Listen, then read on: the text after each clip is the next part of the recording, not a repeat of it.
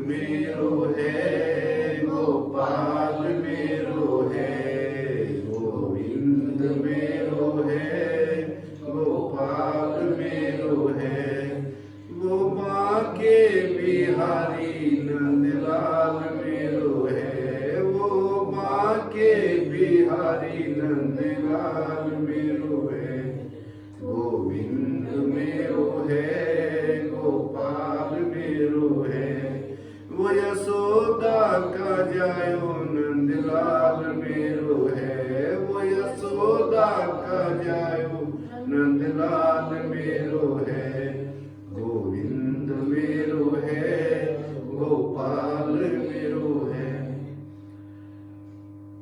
कलयुग केवल नाम आधारा, जपई भव सिंधु उतरे भव पारा। कलयुग में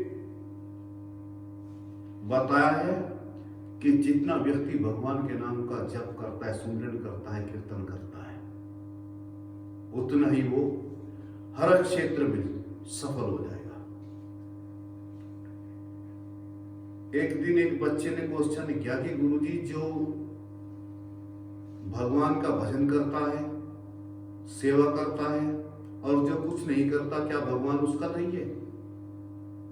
तो ऐसा तो नहीं है, भगवान तो सबका है, दुष्ट का भी है, कातिल का भी है, गैंगस्टर का भी है, भक्त का भी है, लेकिन इन दोनों में कुछ अंतर है। अंतर क्या है कि जैसे समझ लीजिए कोई पिता है और उसको 4 पुत्र हैं। एक पुत्र उनमें ऐसा भी है जो बाप की हर बात को मानता है, श्रवण कुमार पैदा हुआ है, तो बाप उसके लिए कुछ ज्यादा सोचने पर मजबूर हो जाता है, क्योंकि वो आज्ञाकारी है। और जब कोई बंटवारा होता है घर का, परिवार का, तो बाप क्या काम करता है? तीनों को बराबर बांट कर दे देता है और अपना हिस्सा जो लेता है वो भी उसी श्रवण कुमार को वो दे देता है। अब ऐसा क्यों किया? कि उसने अपने पिता की बात का अनुसरण ज्यादा किया है। तो ऐसे ही ईश्वर की भी व्यवस्था बड़ी सुंदर है। जो व्यक्ति जीवन में भगवान का सुमिरन करता है, भजन करता है, किसी से गाली गलौज, ये भी बहुत बड़ी भगवान श्री कृष्ण जी ने बताया है कि जिन व्यक्तियों को जीवन में महान बनना है, तो क्या बताया उनको? बताया है कि उनका आहार और विहार भी सही होना चाहिए। आहार माने भोजन, वो भोजन कैसा खाते हैं? बाहर की चाउमीन, पिज्जा, बर्गर, डरगर, सरगर, पता नहीं क्या क्या आपस जापत में लगे रहते हैं। और देखते क्या है? स्वाद देखते हैं, स्वाद। तो बता कि उसका आहार भी शुद्ध, सादा जीवन, उच्च विचार। अगर आप सादा खाते हैं जीवन में, तो आपका जो माइंड है, दिमाग है, उसका डेवलपमेंट होता रहेगा। और ये इधर उधर की चीजें, नॉन वेज खाते हैं, ये खाते हैं लोग, तो क्या करते हैं? ये कभी, अब कितने लोगों का ये भी क्वेश्चन है कि क्या, एक दिन तो किसी ने, एक दिन कहीं बात चल रही थी तो क्वेश्चन उसने उठाया कि मुर्गा और बकरा है गुरुजी। मैंने कहा हाँ। तो कहने लगे, अब ये बताइए गुरुजी कि मुर्गा और बकरा जो है वो तो खाने के लिए ही बना है, उसका और तो कुछ होने वाला नहीं है। हमने कहा जैसे लाइट है, बिजली है, आप उससे पंखा चलाएं, कूलर चलाएं, वॉशिंग मशीन चलाएं, गीजर चलाएं, गाड़ी चलाएं, लेकिन अगर आपको मरना हो तो आप तार पकड़ लो। तो वो भी तो परमात्मा ने बनाई, उसे क्यों नहीं पकड़ते तुम? तो ये व्यक्ति अपनी बेवकूफी को बदलना नहीं चाहता, अनेक प्रकार के तर्क दे देता है।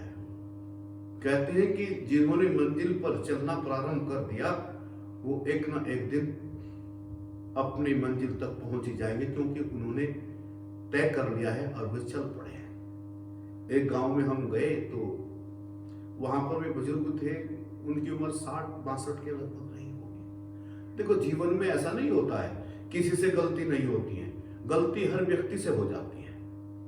कहते हैं कि गलती करके जो पछताए उसे इंसान कहते हैं। गलती हो जाए दोबारा गलती फिर ना करें। एक आश्रम में हम गए तो हमने वहां पर देखा तो एक लड़का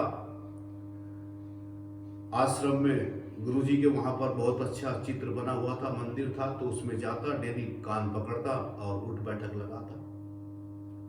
अब मैंने 2-4 दिन देखा, मैंने देखा कि ये कौन सी एक्सरसाइज करता है, ये तो बाबा रामदेव ने भी नहीं बताई कान पकड़ के कौन सी एक्सरसाइज कर रहा है। तो फिर वहां का जो संचालक था उसने मुझे बताया, मैंने कहा ये क्या करता है, डेली कौन सी एक्सरसाइज करता है। कहने लगा ये अक्सर एक्सरसाइज कुछ नहीं करता, ये चांडाल है, आश्रम में रह के भी इसकी बुद्धि मारी गई है, रोज कुछ ना कुछ गलतियां करता है और फिर सुबह आ जाता है गुरुदेव के सामने, चित्र के सामने, गुरुदेव दोबारा नहीं करूंगा, गुरुदेव दोबारा नहीं करूंगा। तो ऐसा करते करते तो जीवन बीत जाएगा। गलती वही है कि अगर एक बार हो जाए तो दोबारा ना हो, दोबारा भी किसी कारण से कभी हो जाए तो थर्ड नंबर ना आए। और फिर भी अगर गिरते जा रहे हो तो फिर भी कोशिश ये करना, परमात्मा से ये प्रार्थना करना कि ईश्वर अगर 1000 बार भी गिरूंगा फिर भी ये नहीं सोचूंगा, हार नहीं मानूंगा। मान लिया तो हार है और ठान लिया तो जीत है। मैं 1000 बार गिरूं, 10,000 बार गिरूं, लेकिन ये मेरा तुम्हारे साथ में वादा है, मैं गिरकर उठने का प्रयास करता रहूंगा। वो आपकी व्यवस्था है, आप क्या करते हैं। तो वो जो बुजुर्ग थे 62 साल के, तो देखो गांव में जमीन के झगड़े हैं, कई प्रकार के लोगों के आपस में चलता ही रहता है, अज्ञानता के कारण ही तो है सब ये। तो मैं उनके यहाँ पर गया तो वहां पे योग का कैंप लगाया हमने। जैसे ही योग का कैंप हमने वहां पर लगाया तो ये बुजुर्ग मुझे कहने लगे कि गुरुजी गांव के लोग मुझको अनसंट बकते रहते हैं। मैंने कहा क्या बकते हैं? कि कहने लगे मैंने 62 साल की उम्र में जाकर गुरुजी से नामदान ले लिया हरिद्वार में जाकर, और लोग मेरे को अनसंट बकते हैं। मैं क्या कहते हैं? कहने लगे देखो भाई, अभी 100 मूसे खाकर बिल्ली हज को चली, 100 चूहे खाकर बिल्ली हज को चली। तो मैंने कहा तुम भी सुना दिया करो कुछ उनको, तुम्हारे पर नियत नहीं। कहने का सुना दूं मैं तुमको कि मैं तुम क्या सुनाते हो? वे कहने लगे कम मकतो, मूर्खो, पागलो, कम से कम वो 100 चूहे खाकर कम से कम वो हज को चल तो दी, और जो उनसे निकले ही बैठे हैं, चल ही नहीं रहे हैं, तुमसे तो फिर भी अच्छा है वो। मैं कहा ये बात तुम्हारी दमदार है बिल्कुल। तो गलती तो जीवन में होती है। भगवान श्री कृष्ण जी ने स्पष्ट कर दिया है क्या, तो कितना भी बड़ा दुष्ट हो, पापी हो, दुराचारी हो, कैसा भी हो तू, लेकिन जब तू मेरी शरण आता है और मेरी शरण ग्रहण कर लेता है और ये संकल्प कर लेता है कि प्रभु जी अब मैं आपका और आप मेरे, तो उस समय तेरे सारे अपराध क्षमा हो जाते हैं। लेकिन ऐसा नहीं है, एक भगवान की शरण गए, मत्था टेक दिया, समर्पण कर दिया, फुल सरेंडर कर दिया, और पहले जो जीवन में गलती करी और दोबारा फिर उन गलती को दोहराओ और फिर जाओ। नहीं, जो पहले तुम्हारे से हुआ अनजाने में, जाने अनजाने में जो हुआ है उसकी तो भरपाई हो सकती है। वो भी इसलिए कि अगर तुम सब त्याग करके फिर कोई और दूसरा कार्य नहीं, भगवान का ही कार्य करते हो, तो उसमें ऐसा विधान कुछ लोगों ने बताया है, महापुरुषों ने भी बताया है कि भगवान ने भी इस बात को स्पष्ट कर दिया है कि तू कैसा भी दुराचारी हो, दुष्ट है, प्रवृत्ति का है, तूने कुछ भी किया है, तो मेरी शरण आ जा, तो मैं तेरे सारे अपराध माफ कर दूंगा। जेल के अंदर कितने गैंगस्टर पड़े, कितने लोग पड़े हैं, कितना सरकार का खर्चा हो रहा है। तो आज कितनी कितनी भर्ती हो रही है, 60,000 की भर्ती पुलिस की है, 20,000 की होमगार्ड की है, अभी 1 लाख की आर्मी की है। तो ये सब इन भर्तियों की आवश्यकता क्यों पड़ रही है?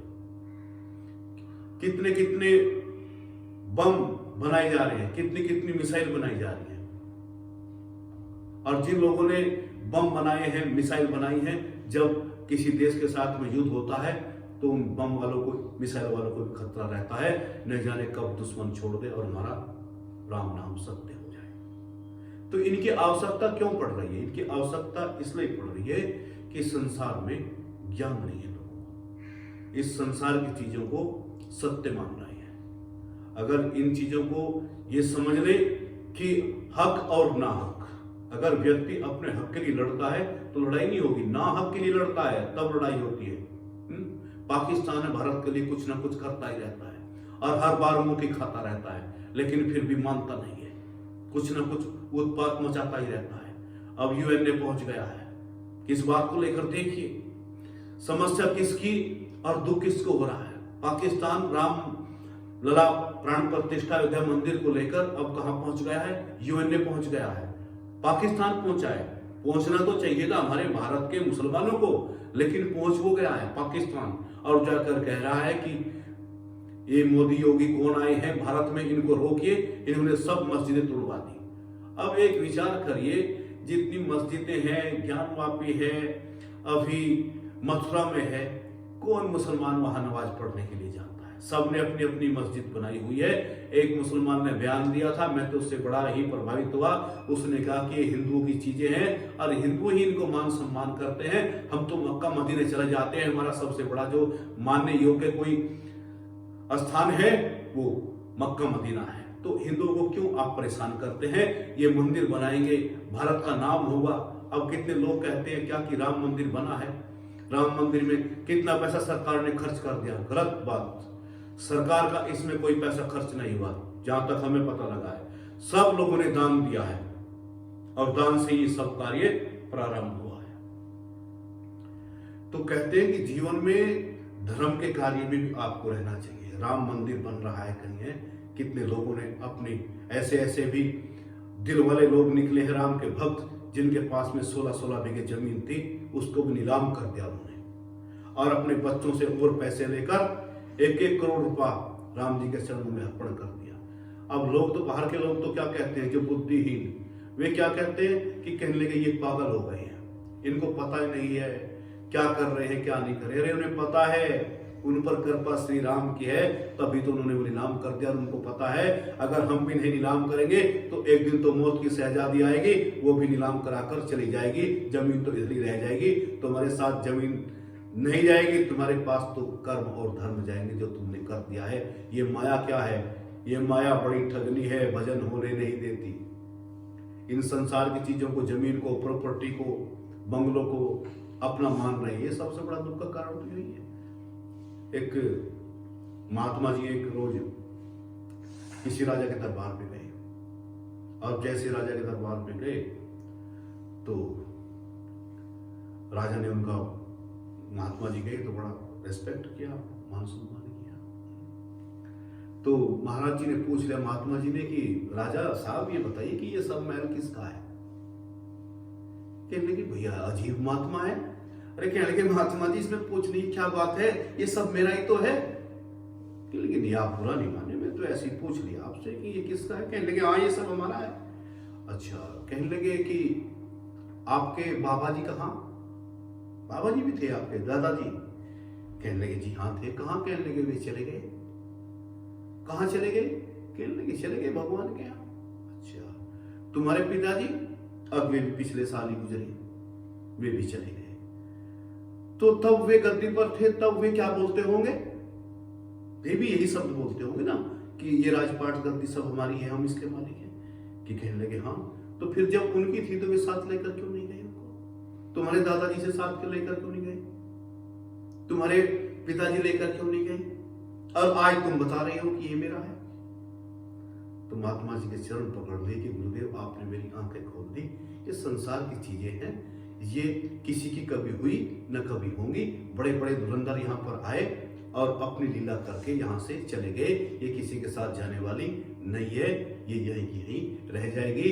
ये उसी तरीके से होता है जैसे क्रिकेट का मैदान होता है और अनेक प्रकार की टीम वहां पर आकर खेलती हैं और खेलने के बाद में सब अपने घर को चली जाती हैं। ऐसे ही ये अक्षेत्र भी जो है एक क्रिकेट का मैदान ही है।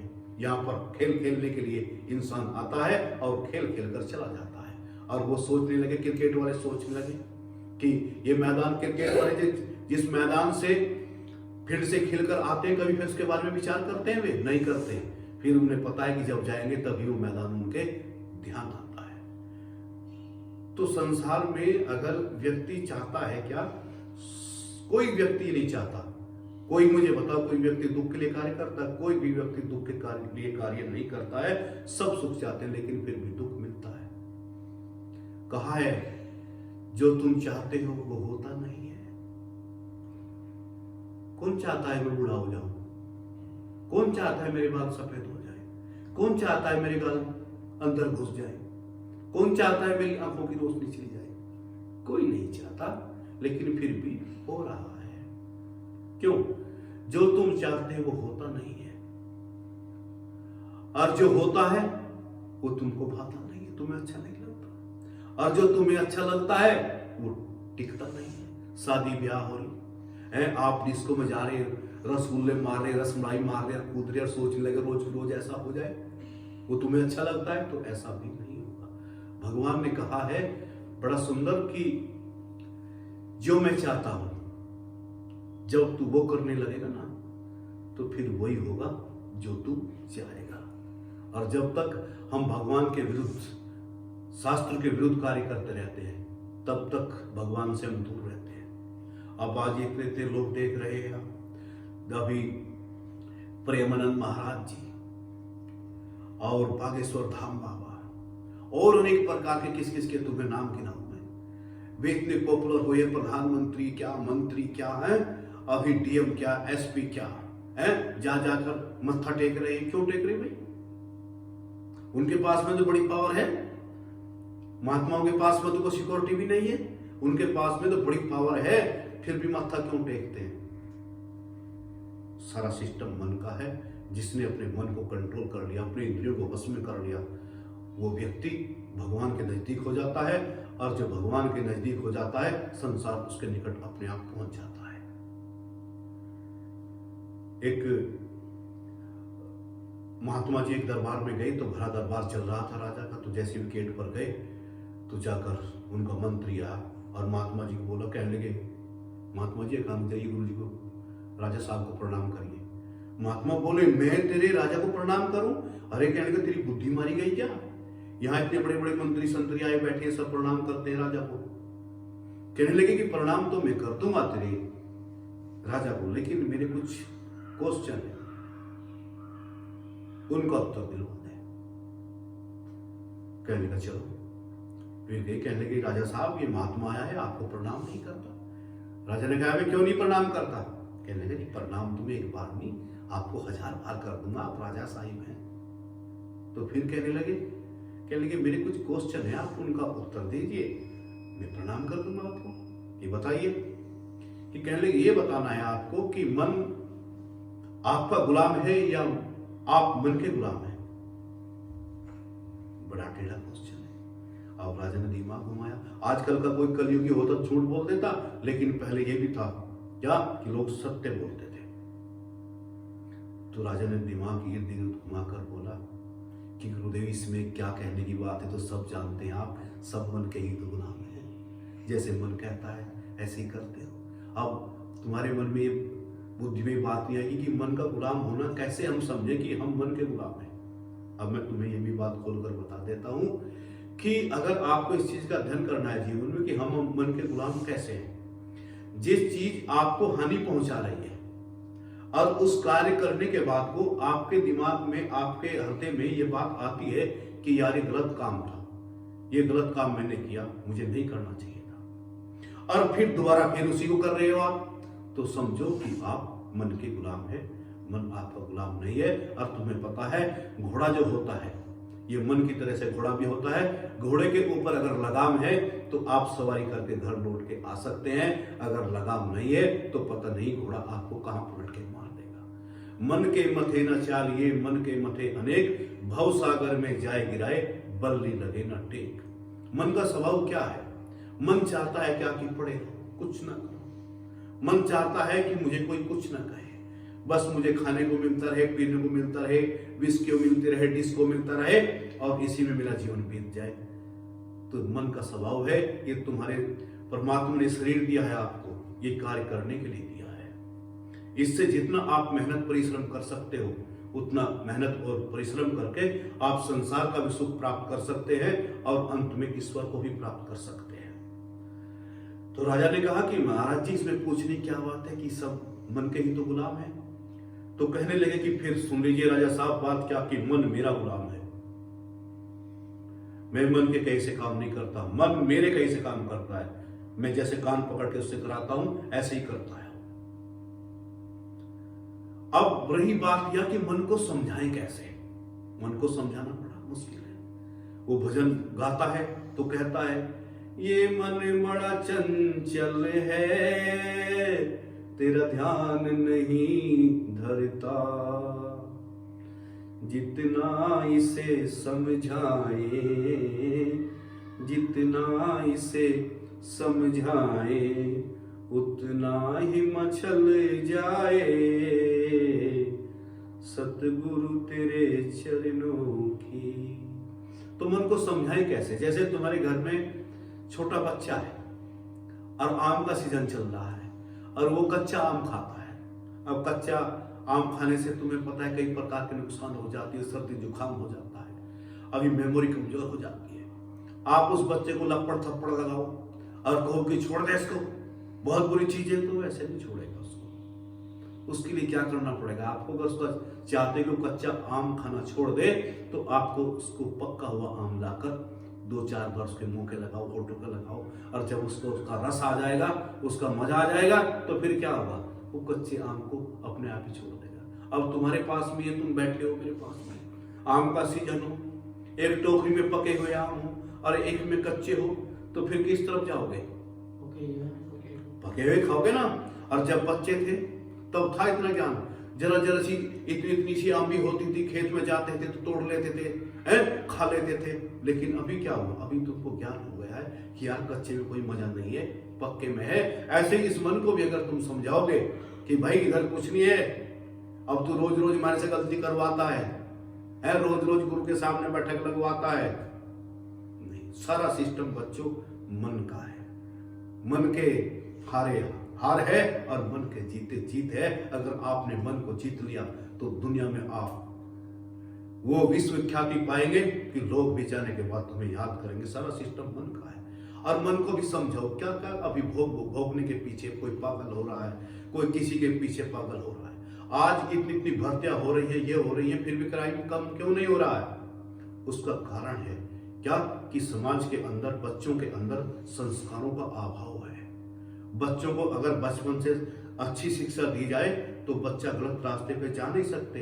और मेरा भी 20-22 साल का इतिहास है कि जो बच्चा हमारे पास आश्रम में रहा या प्रोग्राम में आया, कहीं भी आया, तो 1-2 की तो देखो बात हो नहीं सकती, लेकिन ये मैंने भी एक्सपेरिमेंट किया है कि जो बच्चा बचपन से 12-13 साल का मेरे संपर्क में रहा, आज से वो नौकरी कर रहा, जॉब कर रहा, बिजनेस कर रहा, लेकिन कहीं मेरे को सुनने को ये नहीं आया कि वो बच्चा गुरु जी के पास में गया और आज वो भटक रहा है, या वो क्रिमिनल बन गया हो, या गैंगस्टर बन गया हो।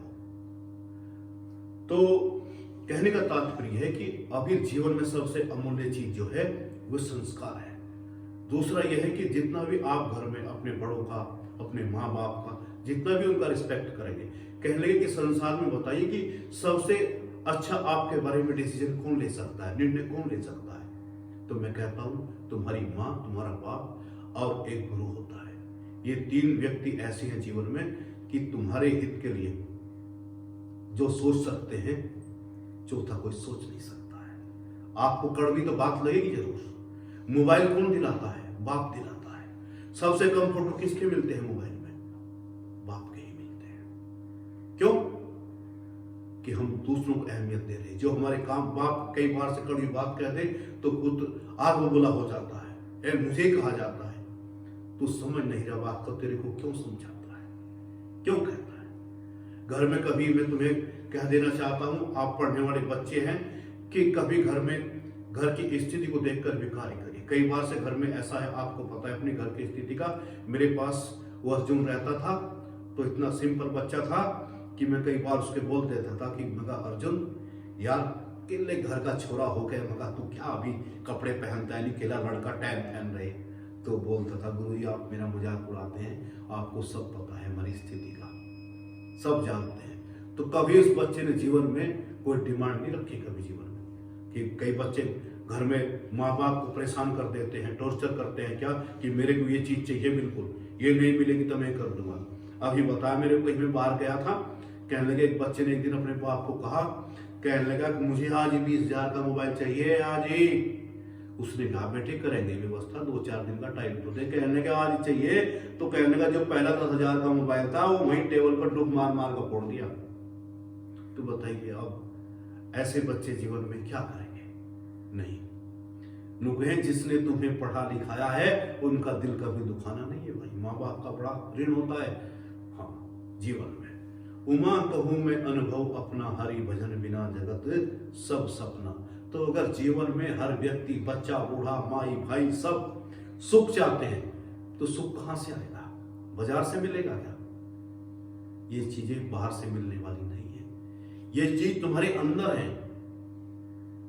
अब तुम मेरे पास में आते हो, इतने दिन से देख रहे हो, मुझे कभी तुमने देखा किसी चीज के लिए परेशान होते, या कि कहीं तुमने देखा किसी के पास में जाते? क्यों?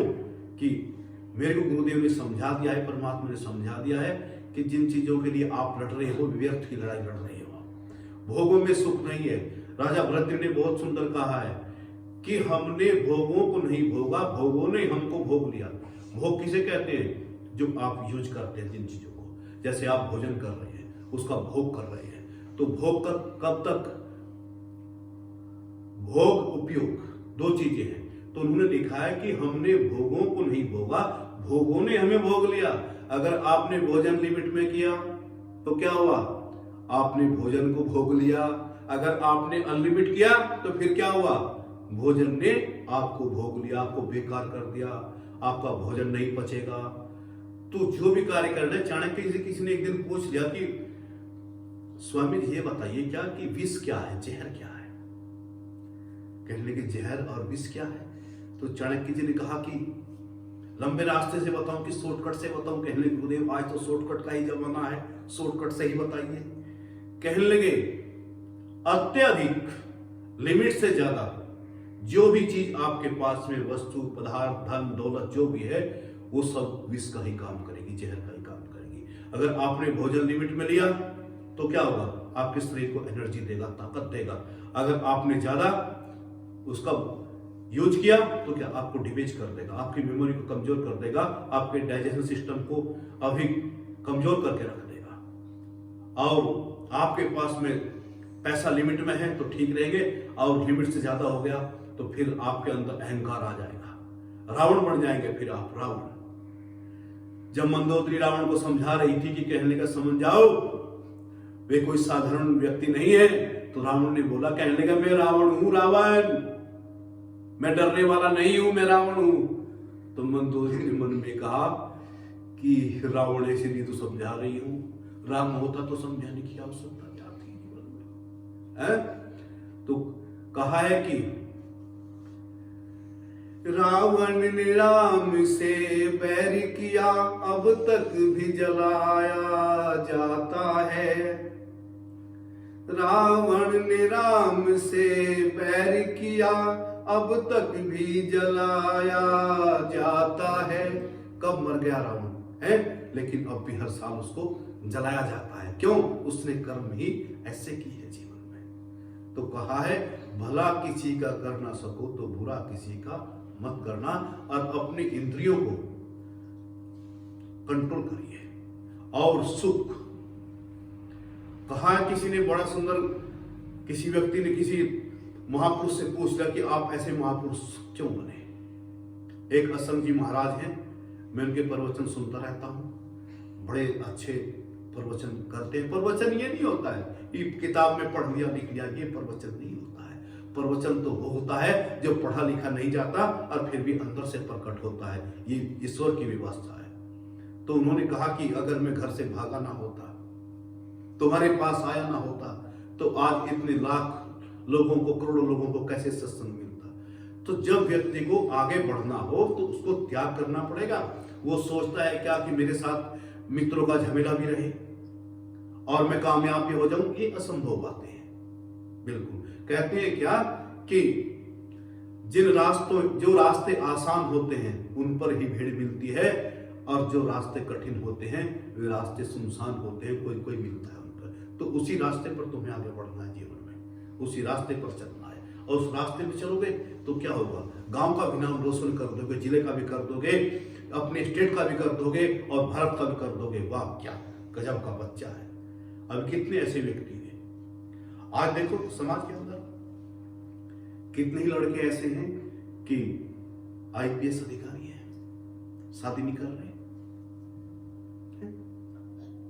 अभी कितने ही एक्टर भी है ऐसे, चलो एक्टर की तो हम बात नहीं कर सकते, लेकिन ऐसे बहुत लड़के हैं कि जिन्होंने अभी जॉब प्राप्त कर रखी है, और ऐसा नहीं है 1-1 लाख रुपए की सैलरी ले रहे हैं और घर के कहते हैं कि शादी कर लो बेटे, रिश्ते वाले हमें परेशान कर रहे थे, भी क्या कहते हैं कि नहीं पिताजी अभी नहीं, अभी हमें और थोड़ा प्रमोशन चाहते हैं कि प्रमोशन हो जाए तो फिर करेंगे। अब एक भटके ऐसे फिरते रहते हैं क्या कि कोई कहीं बलात्कार के रास्ते में चल रहा, किसी की लड़की को पकड़ के कहीं वहां उठा के ले गए, कहीं ये कर दिया कहीं वो कर दिया है, घर को भी नाक कटा के रख दी इन्होंने है। घर में फिर योगी का बुलडोजर आता है, उनके घर को तहस नहस करता है, उनकी माँ बाप रोते हैं कि हमारी क्या गलती थी। गलती तो बस यही रही कि तुम्हारा पुत्र है, और तुम्हारी कोई गलती नहीं है, गलती यही है कि वो तुम्हारा पुत्र है, इसलिए तुमको जेल में डालेंगे। जेल में क्यों डालेंगे, हमने तो गुनाह नहीं किया। हाँ, जेल में नियम है सरकार के, तुम्हें जेल में इसलिए डालेंगे, जब वो जेल में अंदर चला जाएगा तुम्हें छोड़ देंगे। तो कष्ट तो आपको ही उठाना पड़ा है। तो जीवन में ऐसे संस्कार लाइए, ऐसे बच्चों का संग कभी जीवन में मत कीजिए कि जो बच्चे उच्चतन प्रवृत्ति के हों, गाली गलौज करते हो, धी माँ की करते हो, माँ बहन की करते हो, ये खाऊंगा वो खाऊंगा, तो ऐसे व्यक्तियों से आप बहुत चतुर भी बनेंगे नहीं, आप फिर भी काम नहीं चलेगा। कहा है काजल की कोठरी में जाए तो भैया दाग लागे ही लागे। अगर काजल की कोठरी में जाओगे, बचने का कितना भी प्रयत्न कीजिए आप बच नहीं सकते, क्योंकि वो कोठरी ही सारी काली है, तो कहीं न कहीं दाग जरूर लगेगा जीवन में। श्री कृष्ण गोविंद हरे मुरारी, हे नाथ नारायण वासुदेवा। श्री कृष्ण गोविंद हरे मुरारी, हे नाथ नारायण वासुदेवा।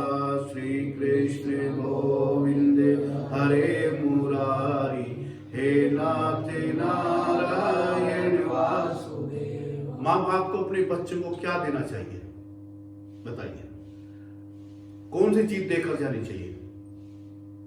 अगर माँ बाप कपट छल करके और अपने बच्चों को संपत्ति जोड़कर देकर जा रहे हैं, तो समझ लीजिए क्या कि वे बच्चों के हाथ काट कर जा रहे हैं। कहते हैं कि जब इंसान नहाता है तो लिबास बदला जाता है, यानी वस्त्र बदले जाते हैं। और जब व्यक्ति पसीने से मेहनत से स्नान करता है तो बताया क्या, तब इतिहास लिखा जाता है। मुझे बताइए, इतने टाटा बिरला अंबानी, धीरू भाई अंबानी, अनिल अंबानी, सन फार्मा के मालिक और भी अनेक प्रकार के लोग हैं, तो क्या इनका इतिहास लिखा गया क्या? ये तो धनाढ़े घर में जन्म हुए, पैसे वाले घर में जन्म हुआ, इनका इतिहास नहीं लिखा गया। लेकिन हाँ, जो बच्चे बहुत गरीबी में, कहा है क्या कि गरीबी में अगर तुम्हारा जन्म हुआ है तो इसमें तुम्हारा कोई दोष नहीं है, लेकिन गरीबी में अगर तुम जन्म लेकर मरते हो तो दोष तुम्हारा ही है। तो कितने लोग हैं ऐसे, आपने देखा होगा क्या कि उनका इतिहास नहीं लिखा जाता। इतिहास उन्हीं का लिखा जाता है जो बच्चे गरीब घर में जन्म लेकर और अपनी मेहनत और परिश्रम से उस पद को प्राप्त करते हैं। भदोई का रहने वाला यशस्वी जायसवाल है, गरीब का बच्चा, और 10 साल के बच्चे ने निर्णय ले लिया, जीवन में संकल्प कर लिया क्या कि चाहे आंधी आए चाहे तूफान आए, मेरे को क्रिकेटर बन के ही रहना है। 10 साल का बच्चा मुंबई पहुंच गया।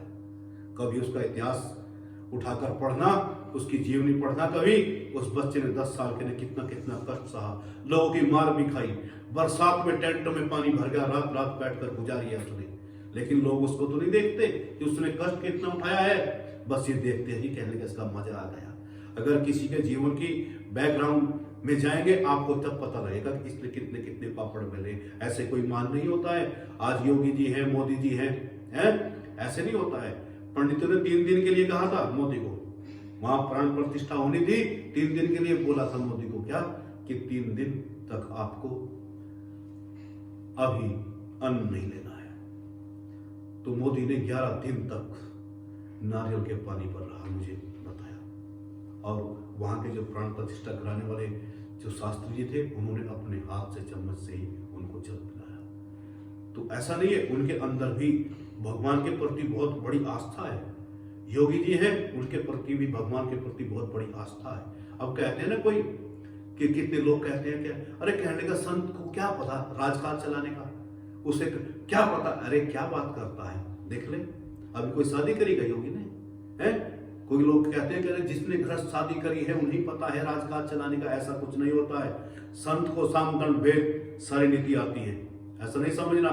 और आज यूपी में है हर कोई चाहता है क्या, भगवा भगवा योगी आए योगी आए योगी आए। क्यों आए? उन्होंने अपनी तृष्णाओं को, अपनी इंद्रियों को कंट्रोल में कर दिया है।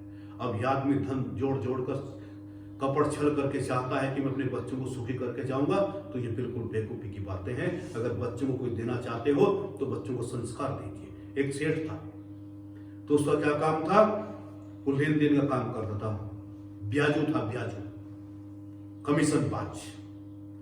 और इतना कमीशन बाज था, लोग तो भोले भाले थे, बेचारे अनपढ़ लोग थे, और ये पढ़ा लिखा था। तो कई लोग पढ़े लिखे अनपढ़ लोगों को भी बेवकूफ बना रहे हैं। तो कोई आए कि सेठ जी 1000 रुपए चाहिए थे, कहने लगे कोई 1000 वाला, कोई 100 वाला। तो जैसे 100 वाला कोई आता तो 100 रुपए पाई में लिख देता और 100 लिखकर 1 जीरो और बढ़ा देता। कितने हो गए फिर? 1000। 100 के 1000। कोई 10,000 वाला आता, उसके सामने 1 जीरो लगा देता। ये इसका काम था। अब तो अंतो सबका आना है एक ना एक दिन। तो क्या हुआ, एक दिन समय ऐसा आया कि सुबह का समय था, 4 बजे का। तो बच्चे को दर्द बना, इसका एक ही लड़का था इसका। अब बंटी इसका नाम था। जैसे दर्द बना तो बंटी चिल्ला, पापा जी मुझे बचा लो, पापा जी मुझे बचा लो। अटैक पड़ गया, बच्चा मर गया। तो ये सेठ विलाप कर रहा था, रो रहा था। कहने लगे अरे बंटी, मैंने क्या क्या कुछ नहीं किया तेरे लिए। कोई 100 लेकर आया तो मैंने उसका भी 1000 बना दिया, 1000 का 10,000 बना दिया, 10,000 का 1,00,000 बना दिया। मैंने क्या क्या किया है।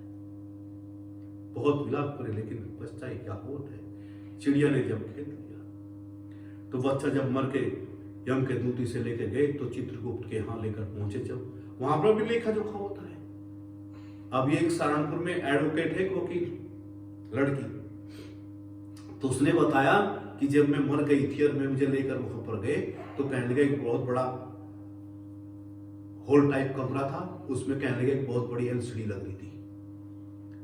तो फिर क्या हुआ, कहने लगे वो एलसीडी मुझे कहा कि पहले से देखो, आपने बचपन से लेकर अब तक क्या क्या किया है वो देखिए। तो उसने लड़की ने बताया कि गुरुजी मैंने उसको देखा और जैसे मैं देखती रही, बचपन में छोटी थी, कैसे भागती थी, दौड़ती थी, वो सब चलती थी। कहने लगा लेकिन उसमें एक सीन ऐसा आया कि मेरी शर्म के मारे आंख नीचे झुक गई। वो क्या आया, गुरुजी ने पूछा। कहने लगे गुरुजी वो सीन ये था कि मैं किसी दुकान पर सामान लेने के लिए गई थी। तो दुकान पर भीड़ थी, सुबह का समय था।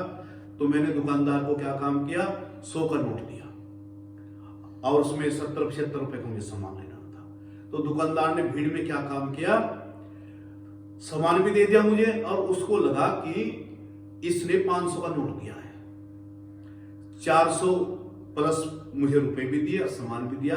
और मुझे पता था इस बात का कि ये फालतू दे रहा है, लेकिन मेरे मन में आया चलो कोई बात नहीं है, ले लो। तो कहने लगे जब वो सीन आया तो मेरी शर्म के मारे गर्दन नीचे झुक गई। तो फिर तो कहने क्या हुआ, कहने कुछ देर के बाद फिर क्या हुआ, मुझे ऊपर से धक्का दे दिया गया। कहने लगे अरे भाई ये थोड़ी थी, गलत उठा कर ले आई तुम, मिस्टेक हो सकती है किसी से, ये नहीं बात समझना। तो वहां मिस्टेक नहीं होती, वहां भी हो जाती है। तो ऊपर से जैसे ही लेखा जो कर देख कर धक्का दिया तो उसमें प्राण आ गए। तो अब वो लड़की वकील है और सहारनपुर में मुझे बताया, कहले गुरुजी अपने जितनी तनख्वाह या कमाई है उसमें से गरीब लोगों की मदद करती है, गरीब बच्चों की मदद करती है, और जो गरीब आता है उसका केस भी फ्री लड़ती है वो लड़की, और सब दान करती है। तो मैंने क्या पहले भी दान किया, इसने कहने लगा तौबा तौबा गुरुजी 10 रुपए नहीं कर सके थी तुम, अब क्यों कर रही है वो, उसे वहां की लीला का पता लग गया है। रे मन मुसाफिर चलना पड़ेगा और काया कुटी खाली करना पड़ेगा, सही हिसाब किताब तो वही होगा। तो ये जो सेठ का लड़का मरा बंटी, तो चित्रगुप्त के यहाँ जब से यमकेतूत पहुंचे तो चित्रगुप्त क्या हुआ, एक बगीचे में घूम रहे थे, गर्मी के दिन थे। तो इसको यमकेतूतों ने उसके कक्ष में बैठा दिया कि आप यहाँ बैठिए बंटी, हम जरा चित्रगुप्त को लेकर आते हैं। तो बंटी वहां बैठ गया उसके कमरे में। तो देखा तो वहां भी एक बाई रखी थी बहुत मोटी। तो उसको दिमाग में आया कि जैसे पिताजी बाही रखते थे ऐसी है। तो जहां बाही रखी थी उसके बीच में पेंसिल रखी हुई थी जहां इसका नाम था। इसने वो बाही खोली तो देखा जनेश्वर दास बंटी। इसने कहा अपना ही नाम है, पिताजी का भी नाम है। देखा उसमें लाइन में आगे उम्र, तो उसमें उम्र देखी इसने 18 साल पूरी हो गई थी। इसका दिमाग लड़ाया कि यार क्या करना चाहिए। इसने उसका चित्रगुप्त का पेंसिल उठाया और 18 के बीच में एक जीरो लगा दी और चुपचाप बैठ गया। चित्रगुप्त आए और आकर उन्होंने आंखा में लिया कि हाँ, वो देखा और वो उम्र देखी तो देखकर यमदूतों को डांट लगाई चित्रगुप्त ने, अरे तुम पागल हो गए हो, बेवकूफ हो, किसे लेके आए हो, इसकी तो 108 साल है, वो तो 18 साल वाला है। अब ऊपर से जैसे ही धक्का दिया, अब इसमें चेतना आई। जो लोग रो रहे थे, सेठ लोग उठ, माँ थी, पड़ोसी थे, असली नकली वाले सभी होते हैं। कोई पड़ोसी होता है, दुश्मन होता है, अंदर से सोचता है कि ठीक हो गया काम, लेकिन वो भी एक्टिंग करता है, अरे बहुत बुरा हुआ सेठ जी तुम्हारे साथ में।